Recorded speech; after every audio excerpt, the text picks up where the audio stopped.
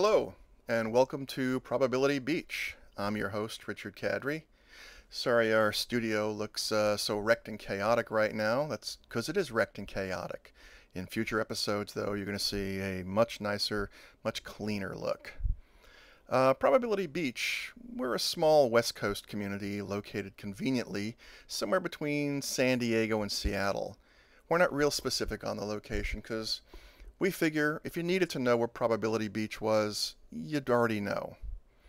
We're a nice little town, a mix of the old and the new, everything from ghosts to nanotech. But I'll be telling you more about that in future episodes.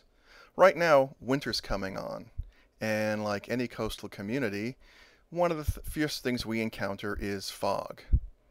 What's interesting, though, is I discovered that most people don't know anything about the history of fog.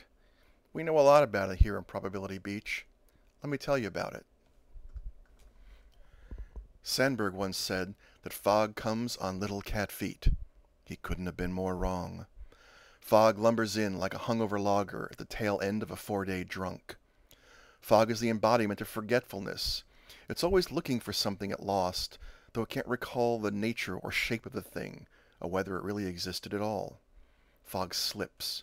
It falls over hills and rolls down sidewalks, tangling in trees and misting the windows of parked cars. Fog is the tears of loss, the fever sweat of memory. But it wasn't always this way. Fog was once a black giant, as solid, strong, and as dense as granite. In its arrogance, fog decided that it was more important to the world than the sun and tried to block out its rays. The sun blazed hot until fog's skin turned to a gray-white ash. Knowing that fog was addled from the heat, the sun asked fog, "What is your name?" But fog couldn't remember. It cursed at the sun, though it was unsure why, and went to look for its name. In time, fog forgot even that much, and simply looked for the sake of looking. The more fog forgot, the less substantial it became, until it lost its body altogether and almost vanished completely, existing only as a tenuous white vapor. In Romania and the Scottish Highlands, they nail pleasing names to trees and on the roofs of their houses, hoping to placate fog, so that it will freeze them less.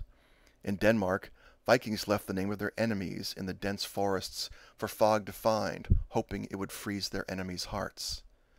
Today, we turn up the heat and drive fog away, but it lives in our dreams and the edges of our days, in those stray moments when we look up, not sure where we are, not sure how we ended up in this place, living this life. Fog is what we look like without something to keep us solid. Love, work, faith, desire. Fog is the god of lost souls, dead or alive. Well, that's it for this week. I hope you enjoyed our broadcast. We're going to be trying to come back to you every week or so to tell you more about our little town. So until then, I'm Richard Kadrey, and I'll see you around Probability Beach. Take care.